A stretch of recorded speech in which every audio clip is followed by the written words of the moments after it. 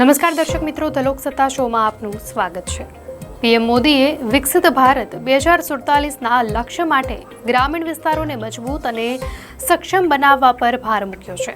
આ તર્જ પર વડાપ્રધાન નરેન્દ્ર મોદીએ દિલ્હીના ભારત મંડપમ ખાતે ગ્રામીણ ભારત મહોત્સવ 2025નું ઉદ્ઘાટન કર્યું હતું। આ પ્રસંગે યોજવામાં આવેલા કાર્યક્રમને સંબોધતા પીએમ મોદીએ કહ્યું હતું કે 2014થી હું સતત દરેક ક્ષણ ગ્રામીણ ભારતની સેવામાં રોકાયેલો છું। ગ્રામીણ લોકોને ગૌરવપૂર્ણ જીવન પ્રદાન કરવું એ મારી સરકારની પ્રાથમિકતા છે।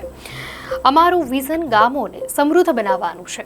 ગ્રામીણ લોકોને તેમના ગામમાં જ પ્રગતિ કરવાની વધુને વધુ તકો મળવી જોઈએ। તેમને શહેરોમાં સ્થળાંતર કરવાની જરૂર જ ના પડવી જોઈએ। તેથી જ અમારી સરકારે દરેક ગામમાં પાયાની સુવિધાઓની ખાતરી આપવાનું અભિયાન શરૂ કર્યું છે। પીએમ મોદીએ બધાને વર્ષ 2025ની શુભકામનાઓ પાઠવી હતી।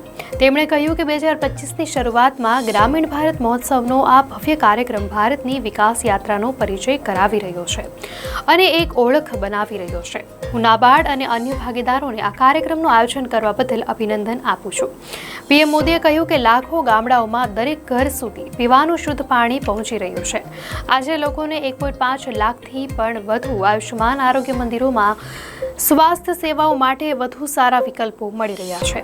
ડિજિટલ ટેકનોલોજીની મદદથી અમે દેશના શ્રેષ્ઠ ડોક્ટરો અને હોસ્પિટલોને પણ ગામડાઓ સાથે જોડી દીધા છે। ટેલિમેડિસિનનો લાભ લીધો છે। ગ્રામીણ વિસ્તારોમાં કરોડો લોકોએ સંજીવની દ્વારા ટેલિમેડિસિનનો લાભ લીધો છે।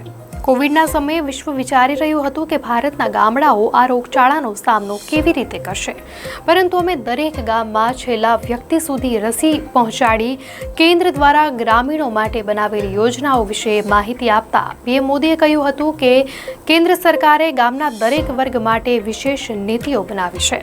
તેમની કેબિનેટે પીએમ પાક વીમા યોજનાને વધુ એક વર્ષ માટે ચાલુ રાખવાની મંજૂરી આપી છે। ગામના લોકો ખેતી ઉપરાંત વિવિધ પ્રકારની પરંપરાગત કળા પણ જાણતા હોય છે અને તેઓએ ગ્રામીણ અર્થવ્યવસ્થા અને સ્થાનિક અર્થવ્યવસ્થામાં મોટું યોગદાન આપ્યું છે, પણ અગાઉની સરકારોમાં તેમની ઉપેક્ષા કરાઈ હતી। અમે તેમના માટે પીએમ વિશ્વકર્મા યોજના ચલાવી રહ્યા છીએ। આ યોજના દેશના લાખો વિશ્વકર્મા સહભાગીઓને પ્રગતિ કરવાની તક આપી રહી છે।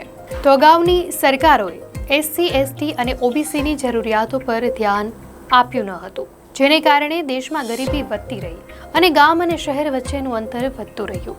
પણ અમે આ અંતર ઘટાડવાનું કામ કર્યું છે અને દાયકાઓથી વંચિત રહેલા વિસ્તારોને હવે સમાન અધિકાર મળી રહ્યા છે।